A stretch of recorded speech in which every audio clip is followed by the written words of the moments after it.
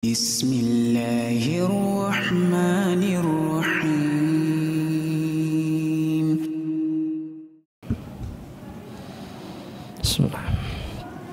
Assalamualaikum warahmatullahi wabarakatuh. Innal hamdalillah nahmaduhu wa nasta'inuhu wa nastahdihi wa na'udzu billahi min shururi anfusina wa sayyiati a'malina man yahdihillahu fala mudilla lahu wa man yudlilhu fala hadiya lahu fa asyhadu an la ilaha illallah wahdahu la syarika lah wa asyhadu anna muhammadan abduhu wa rasuluhu la nabiyya ba'dah.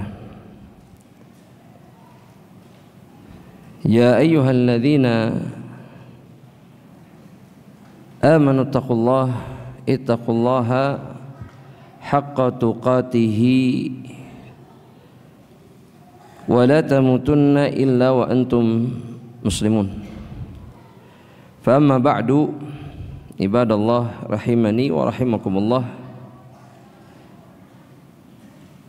Kembali kita diizinkan oleh Allah untuk melanjutkan pembahasan kitab Syarh Ushulil Iman. Pada perkataan al-muallif rahimallahu ta'ala berkenaan tentang thamarat, tentang buah atau hasil dari keimanan terhadap takdir Allah Subhanahu wa ta'ala. Beliau mengatakan di dalam kitabnya, walil imani bil qadari thamaratun jadilatun minha, kata beliau rahimahullah ta'ala, iman kepada takdir itu memiliki buah atau hasil yang mulia atau dampak yang mulia. Minha, diantaranya kata beliau, al-ula, yang pertama itu adalah al-i'timadu 'ala Allah ta'ala, bersandar atau bergantung hanya kepada Allah ta'ala, inda fi'lil asbabi, ketika melakukan sebab-sebab, yakni di dalam kehidupan dunia ini, bergantung kepada Allah inda fi'lil ikhtiyar, bersandar hanya kepada Allah ketika melakukan ikhtiar. Ini ketika seseorang betul-betul beriman kepada takdir Allah Subhanahu wa ta'ala. Kata Syekh, bihaitsu la ya'tamidu 'ala sababi, di mana hamba yang beriman kepada takdir Allah, maka dia tidak akan pernah kemudian bersandar kepada sebab nafsihi, kepada sebab saja. Karena tidak jarang seorang hamba Allah Subhanahu wa ta'ala sangat bersandar atau sangat yakin dengan sebab yang dia usahakan di dalam kehidupan ini. Dan ini tidak sepatutnya bagi orang-orang yang beriman kepada takdir. Takdir tidak menafikan ikhtiar. Takdir tidak menafikan kewajiban untuk melakukan asbab atau melakukan sebab agar mendapatkan sesuatu yang kita harapkan dari kebaikan yang dijanjikan di dalam kehidupan ini. Tapi orang-orang yang beriman dan betul-betul beriman kepada takdir, maka dia tidak akan pernah bersandar kepada sebab. Kata Syekh, li'anna kulla syai'in biqadarillahi ta'ala, karena segala sesuatu di dalam kehidupan ini itu di bawah takdir Allah Subhanahu wa ta'ala. ketetapannya, hasilnya itu sudah jelas. Bukan sebab yang menentukan.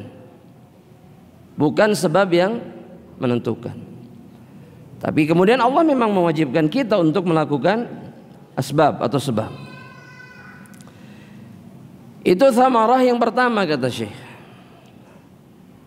Kemudian yang kedua kata Syekh, alla yu'jibul mar'u bi nafsihi inda husuli muradihi. Di antara buah keimanan kepada takdir adalah atau membuat seorang hamba itu tidak akan merasa takjub terhadap dirinya sendiri ketika dia mendapatkan apa yang dia inginkan. Setelah dia berjuang dan berusaha untuk mendapatkan apa yang dia inginkan itu. Karena memang faktanya orang-orang yang hidup di dunia ini ketika mereka tidak betul-betul beriman kepada takdir, maka inilah yang akan muncul di dalam hati dan dada mereka ketika mereka mendapatkan sesuatu yang mereka harapkan. Tapi tidak begitu dengan orang-orang yang beriman kepada takdir. Mereka tahu bahwa ini semata-mata hanya ketetapan Allah Subhanahu wa ta'ala, sehingga gak ada ruang untuk sombong, gak ada ruang untuk ujub, gak ada. Dengan kata lain, keimanan kepada takdir akan membuat seseorang menjadi tawadhu. Dia tidak akan pernah membanggakan dirinya sedikit pun, karena semua berada di bawah ketetapan Allah Subhanahu wa ta'ala. Asy-Syaikh menjelaskan, kemudian beliau mengatakan li'anna husulahu ni'matun minallah. Karena apa yang dia dapatkan, yakni perkara yang dia inginkan yang kemudian terjadi, dia dapatkan, itu semata-mata hanya kenikmatan dari Allah. Artinya anugerah dari Allah Subhanahu wa ta'ala. Nikmat itu anugerah, nikmat itu pemberian. Apa yang kita punya sekarang, apa yang kita capai dan dapatkan sekarang, semuanya itu kenikmatan yang datangnya dari Allah Subhanahu wa ta'ala. Bukan karena apa coba? Bukan karena kemampuan kita, bukan. Sama sekali bukan. Bukan. Itu murni pemberian Allah Subhanahu wa ta'ala. Bima qaddarahu minal asbabil khair wan najah. Yaitu apa yang Allah tetapkan kepada dirinya untuk bisa kemudian melakukan sebab-sebab kebaikan dan sebab-sebab keberhasilan. Allah yang takdirkan. Dia melakukan usaha A sehingga dia mendapatkan apa yang dia mau. Itu ketetapan siapa? Ketetapan siapa? Ketetapan Allah. Gak ada lagi. Wa i'jabuhu bi nafsihi.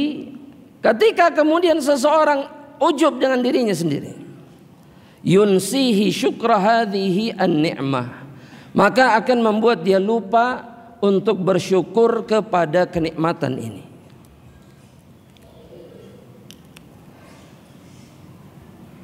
Kata Allah Subhanahu wa ta'ala di dalam Al-Quran,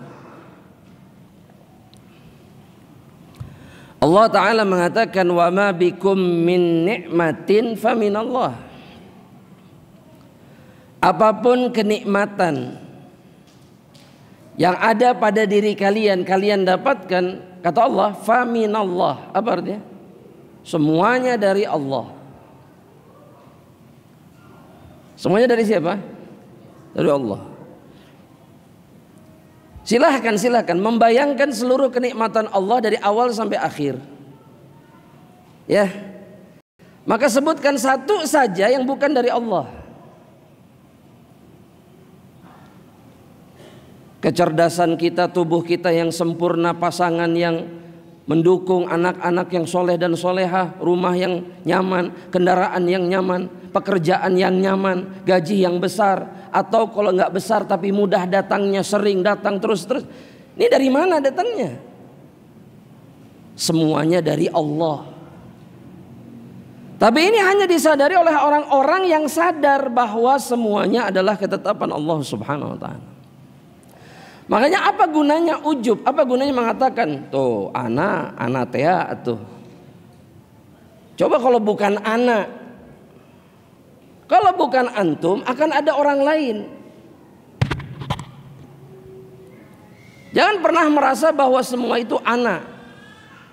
Karena sejatinya apa yang datang kepada kita bukan karena ana, tapi karena Allah. Dan jujur itu sering kita lupakan. Alhamdulillah keputusan ana tepat. Bukan karena keputusanmu tepat, tapi karena Allah takdirkan engkau mendapatkan apa yang kau inginkan. Sudah berhenti menisbatkan keberhasilan dan kesuksesan itu kepada diri sendiri. Karena bukan karena kita kok. Ya, dan merupakan perbuatan yang memalukan ketika seseorang mengakui sesuatu yang bukan karena sebab dirinya. Ya, tahu malu nggak ini jemaah? Nggak tahu malu. Nggak tahu malu ini. Sedangkan semuanya datangnya dari Allah. Kenapa enggak kemudian sibuk bersyukur hanya kepada Allah? Makanya kan ucapan Nabi itu ketika mendapatkan kebaikan, bahkan ketika mendapatkan keburukan, itu hanya apa? Memuji Allah. Ya, jemaah, kita memuji atau tidak memuji? Ana tanyalah sekarang ya. Antum kalau kena musibah memuji Allah atau tidak? Tapi ada yang bilang tidak. Tapi ana mau tanya, memuji itu karena betul-betul tulus dari hati atau hanya sekedar lisan saja? Karena Nabi ketika memuji Allah ketika tertimpa perkara yang tidak menyenangkan, Nabi itu betul-betul bersyukur kepada Allah atas musibah yang menimpa dirinya.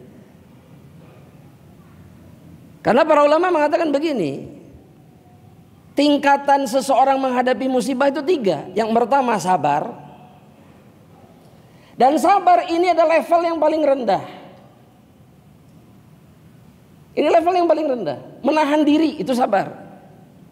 Itu level yang paling gampang dan yang paling mudah kata para ulama. Yang kedua itu adalah ridho.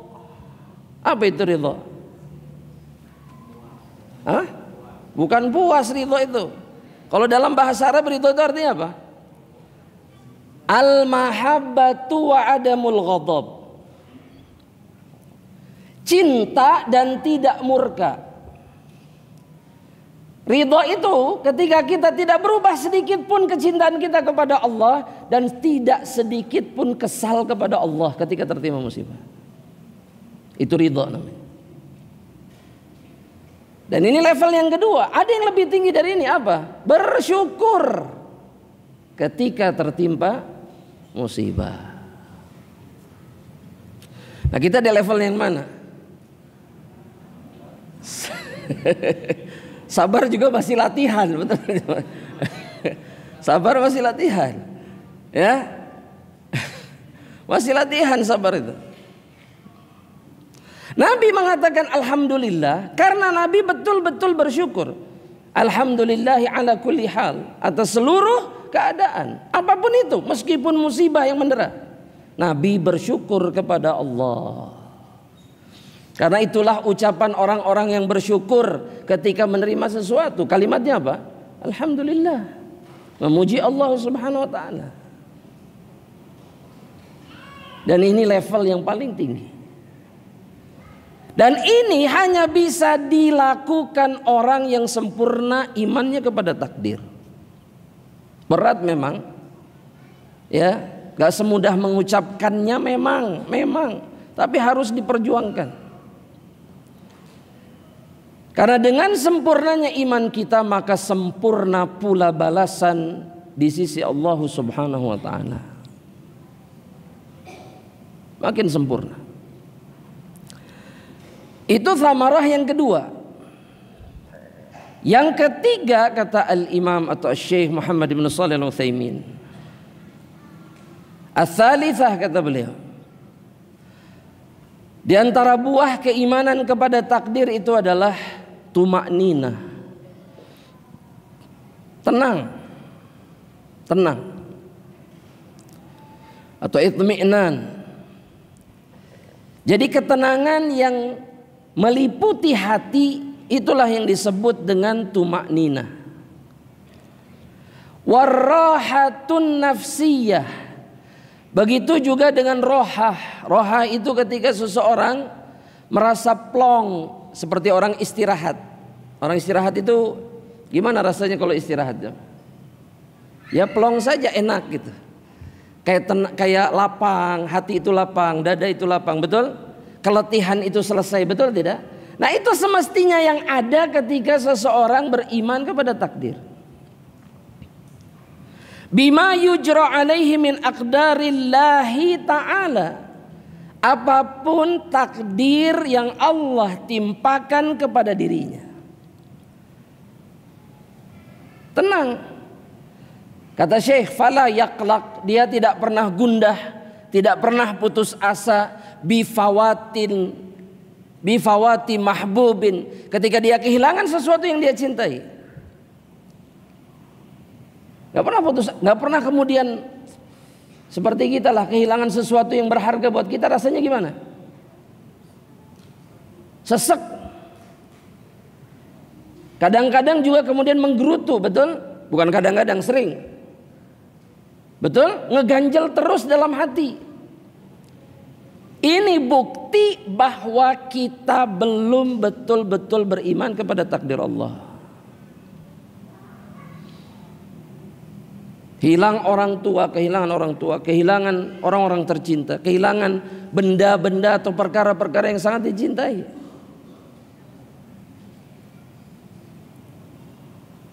Au husuli makruh, ataupun ketika mendapatkan perkara yang tidak menyenangkan, dia tetap, hatinya tetap tenang, hatinya tetap dipenuhi dengan rohah, dengan kelapangan, tetap gak ada yang berubah, gak ada yang berubah. Bahkan dia tetap dalam keadaan yang semestinya ada pada diri orang-orang yang beriman. Orang mukmin itu disifati sama Allah di dalam Al-Quran itu dengan sakinah, dengan tuma'ninah. Betul tidak? Betul tidak jemaah? Iya. Allah turunkan kepada mereka sakinah. Manusia-manusia yang paling tenang harusnya orang-orang mukmin. Mereka yang harusnya paling tenang. Kenapa? Karena mereka betul-betul sadar apapun yang terjadi di dalam kehidupan atas takdir Allah. Bisa menghindar tidak? Tidak. Bisa mengelak tidak? Tidak. Bisa protes sama Allah tidak? Tidak bisa. Lantas untuk apa kemudian dia sibuk dengan kegundahan dan hati yang dipenuhi dengan perkara-perkara yang dibenci sama Allah? Ngapain?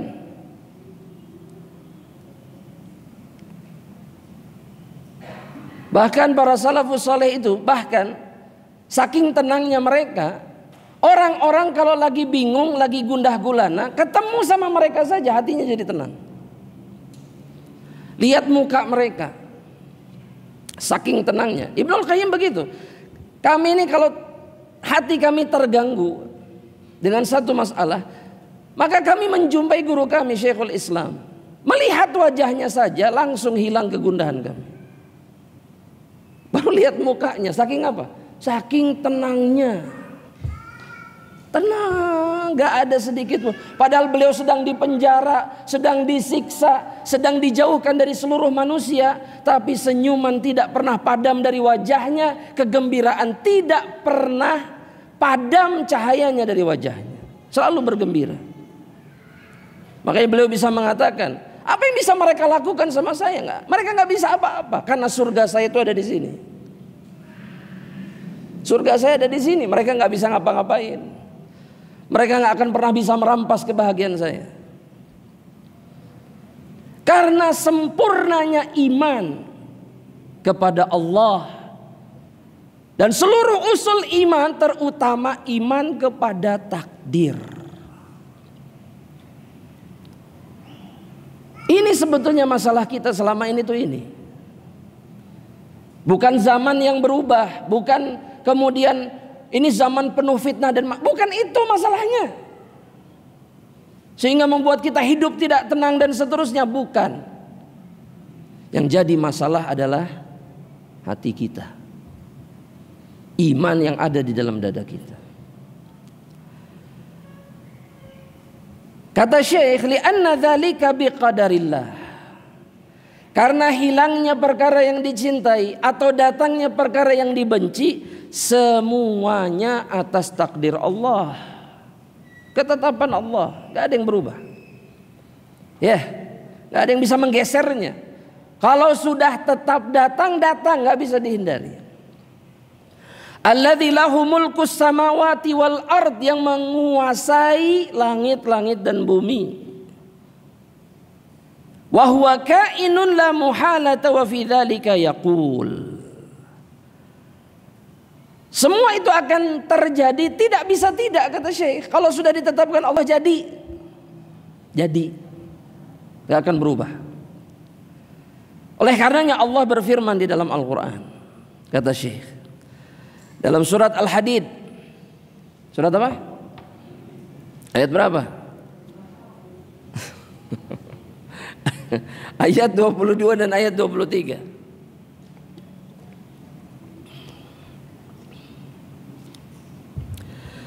Kata Allah Subhanahu wa ta'ala, kata Allah apa? Ma asaba min musibatin fil ardi, tidak ada satupun musibah yang terjadi, yang menimpa di atas permukaan bumi. Wala fi anfusikum, ataupun menimpa diri kalian, kata Allah.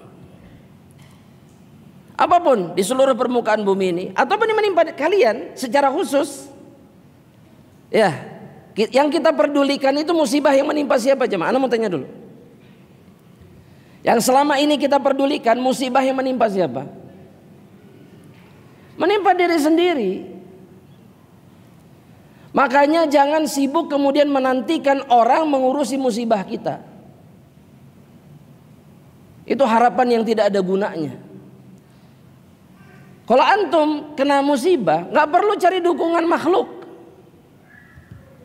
Karena tidak ada satupun makhluk yang peduli sama antum ketika antum kena musibah. Nggak ada. Mereka sibuk dengan musibah mereka sendiri. Yang harusnya dilakukan adalah kembali mencari pertolongan Allah ketika tertimpa musibah. Itu yang paling berguna. Ya, suka sedih nggak kalau kena musibah terus orang nggak paham? Jamaah, jawab jamaah. Iya. Kena tipu, kena ini, kena itu. Nah, batur teh gitu-gitu teh saya teh nggak pengertian. Lah nggak ada yang tahu.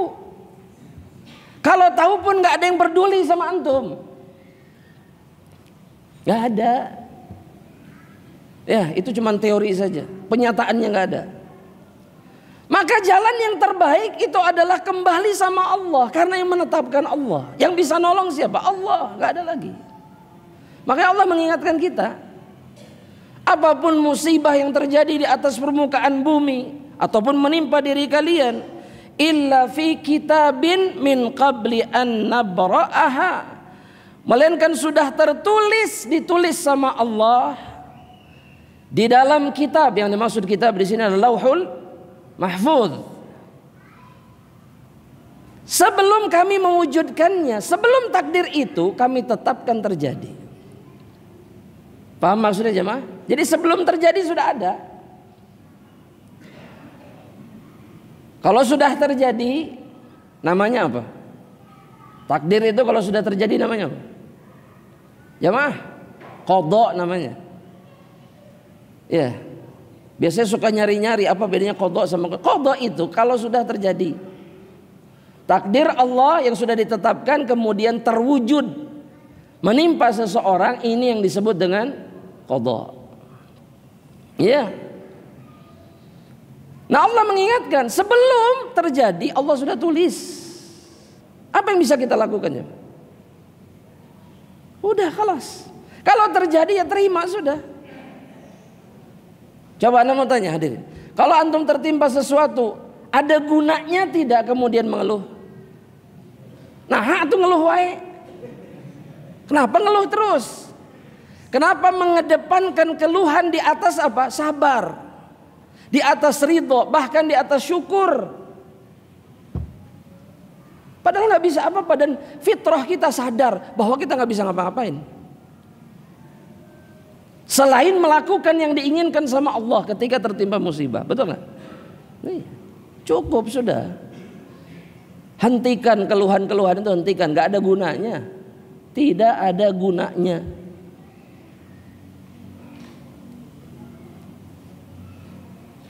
Kalau ingin mencari perhatian orang atau simpati orang, percuma. Simpati orang tidak akan menolong antum.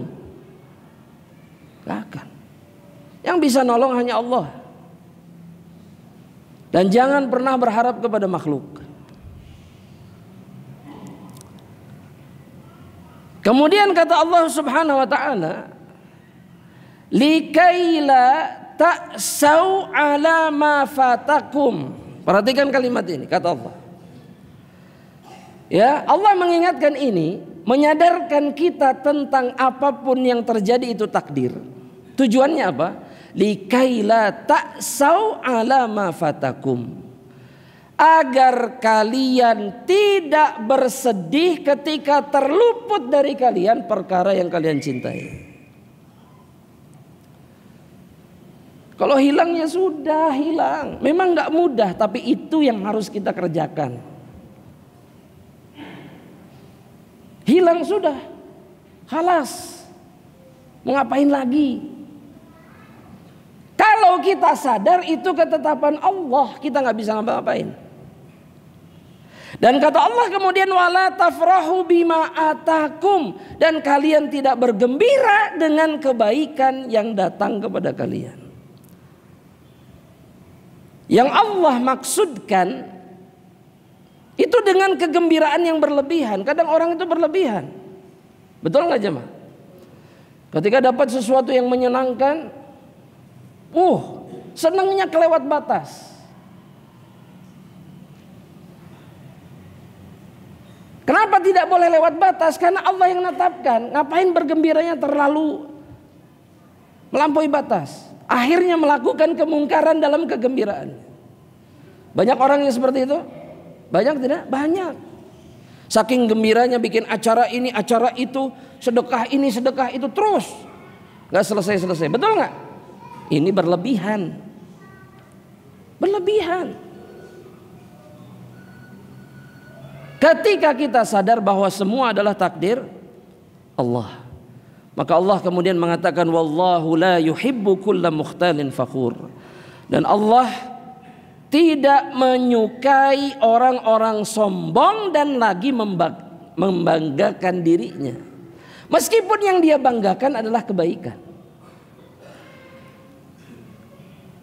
Ya, kan orang tuh sering berdalih begini jemaah. Min bab dzikrin nikmah, tahadduts bi nikmah. Paham maksud Anda? Bahwa di antara syariat seperti yang difirmankan sama Allah dalam Al-Qur'an, fa amma bi ni'mati rabbika fahaddits. Kalau kalian dapat nikmat dari Allah, bicarakan. Tapi ada orang-orang yang kemudian terus, alhamdulillah, masya Allah, anak ini orang yang beruntung. Anak dipilih oleh Allah untuk dapat kenikmatan terus, gak selesai-selesai, alhamdulillah. Boleh nggak ini jemaah? Ini berlebihan. Berlebihan. Alhamdulillah, ada ditakdirkan Allah itu nggak pernah sakit, jarang sakit itu. Alhamdulillah. Apa ini? Bukan seperti ini kita diperintahkan ketika berhadapan dengan kenikmatan. Ya. Dan hati-hati, banyak orang yang tertipu. Sama syaitan digiring kepada perkara ini yang akhirnya membuat diri dia apa? Som dan ujub. Merasa dirinya lebih baik dari orang lain. Nah, semoga Allah menjaga kita semuanya. Kita sholat isya dulu jemaah rahmatullah. Ya, kita lanjutkan setelah sholat isya. Wallahu taala alam. Assalamualaikum warahmatullahi wabarakatuh. Assalamualaikum warahmatullahi wabarakatuh. Bismillahirrahmanirrahim. Alhamdulillah hamdan katsiran tayyiban mubarakan fih kama yuhibbu wa yardah wa asyhadu an la ilaha illallah wahdahu la syarika lah wa anna Muhammadan abduhu wa rasuluhu la nabiyya ba'dah. Fa amma ba'd, ahibati fillah wa ikhwani fid din, azzani Allah wa iyyakum. Kembali kepada poin yang ketiga yang disebutkan oleh Asy-Syaikh rahimahullahu ta'ala, bahwa di antara buah takdir kepada Allah, iman kepada takdir, itu adalah at-tuma'ninah wa rahatun nafs, ketenangan dan begitu juga kelapangan atau rahah, perasaan yang luas di dalam hati, yang plong di dalam jiwa seseorang ketika dia beriman sebaik mungkin kepada ketetapan Allah Subhanahu wa ta'ala. Setelah menyebutkan dua ayat dari suratul Hadid, maka kemudian beliau menyebutkan sabda atau hadis Rasulullah sallallahu alaihi wasallam. Hadis yang sahih diriwayatkan oleh Al-Imam Muslim di dalam kitab sahihnya, di mana baginda yang mulia Nabi Muhammad sallallahu alaihi wasallam beliau bersabda atau mengatakan, ajaban li amril mu'min. Nabi mengatakan menakjubkan atau sungguh menakjubkan perkara seorang mukmin itu. Apa yang membuat Nabi kemudian mengatakan kalimat ini? Nabi melanjutkan sabdanya dengan mengatakan, inna amrahu kulluhu khair, karena seluruh perkara yang dijalani oleh orang mukmin di dalam kehidupan ini semuanya baik, kata Rasulullah SAW. Semuanya baik, tidak ada perkara yang buruk di dalam kehidupan seorang mukmin, dan ini hanya berlaku kepada orang-orang yang beriman. Kata Rasulullah sallallahu alaihi wasallam, wa laisa dzaka illa limu'minin, dan perkara ini hanya akan terjadi dan menimpa orang-orang yang beriman. Kemudian beliau sallallahu alaihi wasallam mengatakan, in asabathu sarra, orang mukmin itu jika ditimpa sarra, perkara-perkara yang membahagiakan dirinya, itu yang disebut dengan sarra. Ana mau tanya, yang membuat antum bahagia di dunia ini apa? Gak ada. Apa jemaah? Kebahagiaan di dunia, sebutkan semuanya. Dengan tidak mengatakan bukan berarti antum ini tawadhu, bukan. Ya. Sebutkan perkara yang membahagiakan di dunia apa? Dapat duit, terus apa lagi? Ini jujur. Terus apa lagi ya? Dapat HP, ini lebih jujur lagi, dapat HP. Terus apa lagi? Nikah lagi, itu jujur juga. Rumah yang luas, kendaraan yang banyak, anak yang banyak, istri yang, tuh kan bapak-bapak begitu. Istri yang solehah, istri banyak itu tidak tentu mendatangkan kebahagiaan, tidak. Wallahi tidak. Tapi kalau istri solehah itu pasti membahagiakan laki-laki yang soleh. Dan ini disebutkan oleh Nabi Muhammad SAW. Nah, kalau ada perkara-perkara yang kemudian menyenangkan dirinya, kata Nabi, orang mukmin itu syakar, dia kemudian hanya akan bersyukur kepada Allah Subhanahu wa taala. Ini yang akan dia lakukan.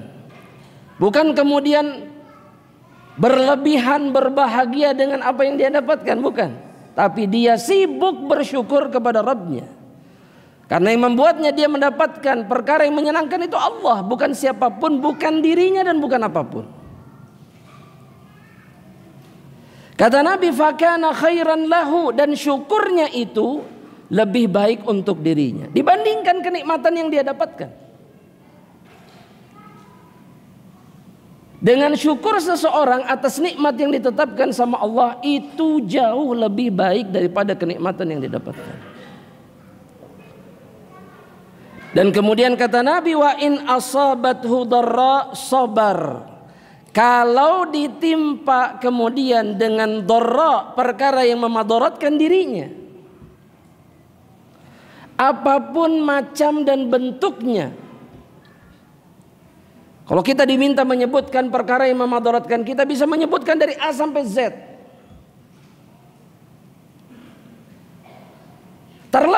Terlebih kita ini manusia-manusia yang sering melihat kebaikan Allah sebagai keburukan. Paham maksud anak? Padahal ini nikmat tapi dianggap keburukan. Nah, kalau ditimpa perkara yang seperti ini, mereka bersabar, mereka sibuk bersabar. Karena kunci pertama untuk selamat dalam masalah takdir adalah sabar. Sabar yang pertama, selamat dalam masalah takdir. Itu kuncinya sabar. Ana ulangi sekali lagi, kuncinya sabar.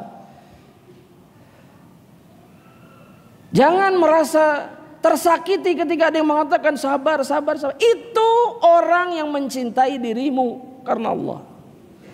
Karena kalau dia tidak peduli, dia nggak akan pernah mengatakan sabar. Saudaramu tahu bahwa sabar adalah obatnya. Sabar. Seberat apapun ujian yang kita hadapi. Dan Nabi mengatakan fakana khairan lahu, dan sabar jauh lebih baik untuk dirinya. Siapa sih di antara kita yang gak diuji sama Allah? Semuanya diuji. Tapi kebaikan dalam ujian itu letaknya ada pada kesabaran. Ini yang mengubah ujian jadi musibah jadi kebaikan. Itu sebabnya kenapa Nabi mengatakan ajaban li amril mu'min. Menakjubkan orang mukmin ini. Semua urusan di dalam kehidupannya baik. Gak ada yang buruk. Meskipun terasa sangat buruk dan menyakitkan bagi dirinya. Ya, antum lebih senang diuji dengan kebahagiaan atau kesengsaraan? Jujur sudah. Udahlah, jangan menutup diri sudah. Ya, mikir kayak milih jangan. Semua termasuk anak kalau dikasih pilihan akan memilih apa? Kebahagiaan. Menurut kita itu baik. Di sini terbukti bahwa kita ini makhluk yang betul-betul tidak tahu apa-apa. Kelihatan sudah. Seakan kebahagiaan ini akan lebih mudah daripada kesengsaraan. Iya, jamaah. Ini anak kasih tahu ya, Anak lebih sering melihat orang yang susah di majelis ilmu daripada orang yang berkelebihan. Iya, yang rajin, yang datang terus. Yang anak tahu masalahnya banyak karena sering curhat. Iya, tahu anak. Tapi justru yang lapang ini alasannya ada aja. Kalau ketemu udah lama gak, iya ini dunia, aduh urusannya dunia terus. Iya, dunia. Jamaah. Ya. Maksud anak begini, bukan berarti yang lapang ini buruk, tidak jamaah. Tapi kita lupa bahwa yang ditakutkan oleh Nabi itu adalah ketika bumi dibentangkan, dimudahkan bagi seorang mukmin bukan ketika mereka ditimpa musibah demi musibah yang menyengsarakan mereka. Sudahlah, cukup. Pengen bahagia silahkan, minta sama Allah. Tapi ingat, kebahagiaan adalah ujian yang jauh lebih berat daripada kesengsaraan. Sedikit orang yang selamat ketika dan dilapangkan oleh Allah. Sedikit. Karena sudah ada buktinya. Siapa buktinya? Orang-orang Yahudi yang dibinasakan sama Allah. Mereka buktinya. Jelas ya sampai di sini? Jadi anak ulangi lagi sekarang. Ingin sengsara atau ingin bahagia? Bahagia. Anak bantu sudah jawab. Tetap pengen bahagia, nggak mau berubah. Subhanallah. Jamaah rahmatillah Allah subhanahu wa ta'ala. Sedikit lagi jamaah yang dirahmatillah Allah subhanahu wa ta'ala. Ana tambahkan bahwa di antara buah hasil dari keimanan kepada takdir Allah subhanahu wa ta'ala yang nggak disebutkan oleh Syekh dalam kitabnya, di antaranya adalah ghinan nafs, kayaknya hati, kayaknya jiwa. Orang itu akan memiliki jiwa, memiliki hati yang selalu merasa cukup, dan itulah kekayaan yang sebenarnya. Kalau kita bertanya-tanya, ada orang-orang yang selalu nggak merasa cukup atau diri kita nggak merasa cukup, penyebabnya adalah buruknya keimanan kepada takdir. Selalu kurang, selalu bimbang, selalu terombang-ambing. Dalam masalah dunia, dalam masalah rezeki, gak tenang terus. Penyebabnya adalah lemahnya iman kepada takdir. Kenapa? Karena Nabi Muhammad SAW dalam hadis yang diriwayatkan Imam At-Tirmidzi dalam sunannya, Nabi mengatakan begini, warda bima qassamallahu laka, kata Nabi. Ridhalah dengan apa yang Allah bagikan dari kenikmatan atau rezeki dunia kepadamu. Mau banyak, mau sedikit, mau apa lagi? Mau setengah mati carinya, mau semudah mengedipkan mata mendapatkannya, maka seseorang harus ridho. Dan ketika dia ridho dengan itu, maka kata Rasul, takun aghnan nas, engkau akan menjadi manusia yang paling kaya, paling merasa cukup di dunia ini. Ana mau tanya, rizki, kenikmatan itu ketetapan Allah atau bukan? Ketetapan Allah. Lantas kenapa kita kemudian sibuk mengeluhkan apa yang sudah ditetapkan sama Allah? Yang kita sadar percuma. Kalau sudah tetap percuma sudah. Yang harus dilakukan apa? Terima. Jemaah, terima. Itu yang akan mendatangkan kekayaan di dalam hati kita. Kita manusia yang paling nikmat hidupnya, tidak terganggu oleh apapun. Tenang nggak? Kalau ridho tenang tidak? Kalau ridho tenang tidak? Tugas kita cuman ikhtiar, titik, sudah. Lanjutkan ikhtiar. Khalas. Ini masalah kebanyakan orang hari ini tuh ini. Tidak ridho dengan apa yang dibagikan sama Allah. Maka akhirnya mereka ngambil hak orang lain. Mereka mencuri punya orang lain. Mereka menipu orang lain. Mereka menzalimi orang lain. Merampas apapun yang bisa dia rampas. Inilah manusia yang paling fakir di antara manusia-manusia yang lain. Ini orang fakir sebenarnya. Karena hatinya tidak pernah merasa cukup. Ya, makanya lihat para sahabat gak bisa diganggu sama apapun. Miskin, tapi tidak pernah silau dengan apa yang mereka lihat dari kekayaan Romawi, Majusi, Kisra, Persia itu dan seterusnya. Mereka gak peduli. Mereka ridho dengan apa yang dibagikan sama Allah. Mereka lah manusia-manusia yang paling kaya pada saat itu. Tenang. Ya, kalau sekarang ini orang betul-betul ya Allah terganggu dengan apa yang ditetapkan oleh Allah dari rezekinya. Sampai nggak bisa tidur, betul tidak? Betul nggak ya? Betul. Sampai akhirnya dia punya masalah dengan pasangannya, emosi. Akhirnya anak-anak yang jadi korbannya. Apa penyebabnya? Karena tidak ridho dengan apa yang ditetapkan sama Allah.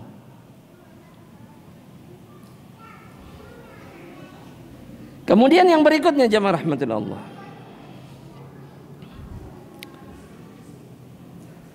Dan ini penting. Buah yang berikutnya ini penting. Adamul khauf min dararil bashar. Tidak takut dengan kemadaratan yang ditimpakan oleh manusia yang lain kepada dirinya. Ya. Di antara perkara yang kita khawatirkan di dunia ini apa? Keburukan manusia yang lain. Betul tidak? Betul? Betul? Baik. Anak mau nanya, kenapa? Kenapa takut?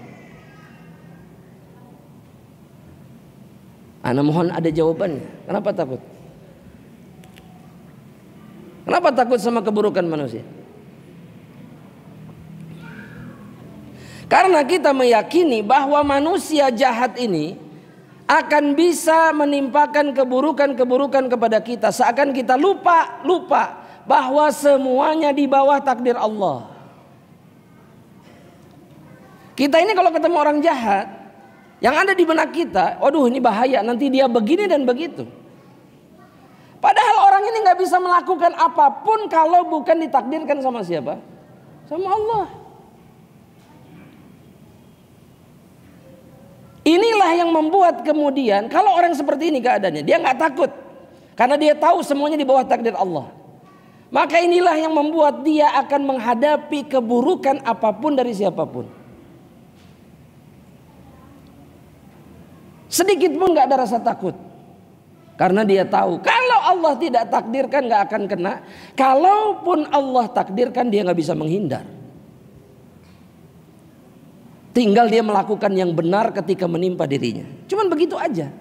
Sesimpel itu kehidupan di dunia ini. Kita sadar banyak manusia jahat hari ini. Betul tidak? Betul? Dan kemudian kita memilih untuk hidup di atas ketakutan menghadapi atau berada di sekitar mereka. Khawatir minimal. Kenapa? Karena lemahnya iman kita kepada takdir. Nah, para ulama berdalil dengan hadis Ibnu Abbas ketika Nabi mewasiatkan kepada dirinya. Ini hafal semua insya Allah, sering dengar. Apa kata Rasulullah SAW kepada Ibnu Abbas?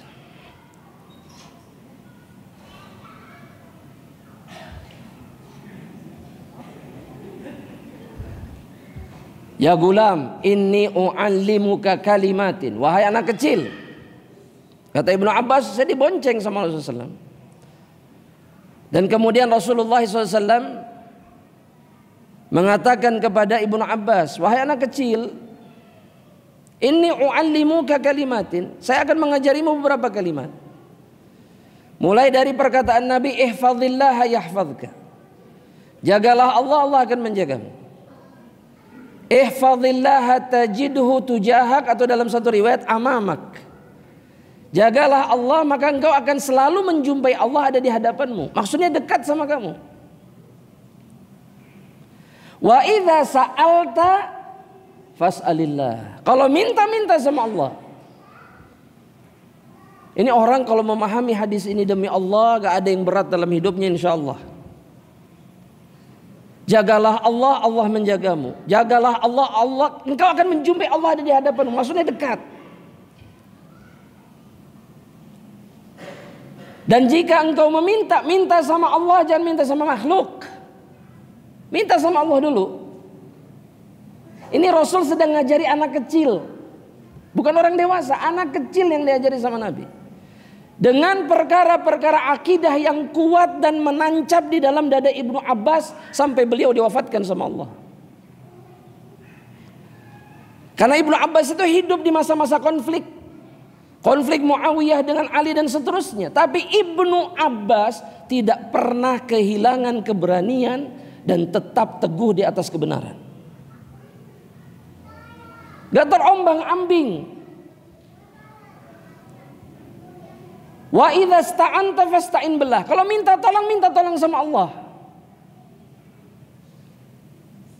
Sampai sini ingat hadisnya jamaah? Nah, mulai terbuka nih. Ingat. Sok lanjutkan kalau ingat.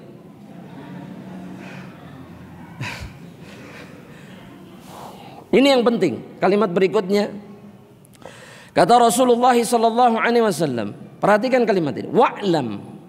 Dan ketahuilah olehmu wahai anak kecil. Annal ummata lawijtama'at ala an yanfa'uka bi syai'in.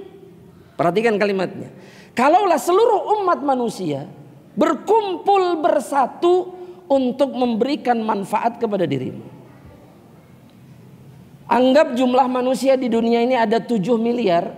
Itu 7 miliar atau ya 7 miliar lebih satu orang, kita lebihnya satu orang. Itu 7 miliar ingin memberikan kebaikan sama kita. Andaikan seperti itu, lam yanfa'uka illa bi syai'in qad katabahu Allahu laka. Maka mereka nggak bisa memberikan manfaat seperti yang mereka inginkan kecuali Allah menetapkannya bagi dirimu. Dan sebaliknya, kalau seluruh umat manusia ini ingin memadaratkan kita, 7 miliar orang ingin menghabisi kita, 7 miliar. Anggap seperti itu. Lam yadurruka bi syai'. Mereka tidak bisa menimpakan madarat kepada dirimu sedikit pun. Illa bi syai'in qad katabahu Allahu 'alaik. Melainkan dengan madarat yang Allah tetapkan menimpa dirimu. Rufi'atil aqlam wa jaffatis suhuf. Pena-pena catatan takdir sudah diangkat dan lembaran-lembaran itu sudah mengering. Nah, kapan kita berpikir seperti ini dalam hidup? Meskipun orang sekota Bandung ingin memadaratkan kita, bisa apa mereka? Kalau Allah tidak tetapkan mereka bisa memadaratkan ana misalnya. Terus apa yang harus membuat kita kemudian ketakutan? Jemaah,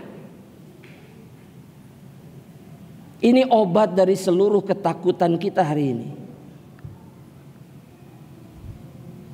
Ketakutan ekonomi, ketakutan pergaulan, ketakutan. Mana iman kita sama takdir Allah Subhanahu wa ta'ala?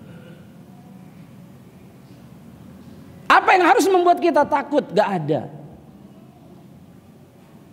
Gak ada. Kalaupun sampai menimpa kita, kita tahu harus melakukan apa. Apa yang harus kita lakukan? Sabar. Ridha, menerima ketetapan Allah. Kalau bisa bersyukur ketika tertimpa ujian tersebut. Dan ini puncak iman kepada takdir. Dan semoga Allah menjaga kita semuanya jemaah rahmatillah Allah. Ya. Mohon maaf atas keterbatasan waktu. Jika ada pertanyaan, Anda persilahkan.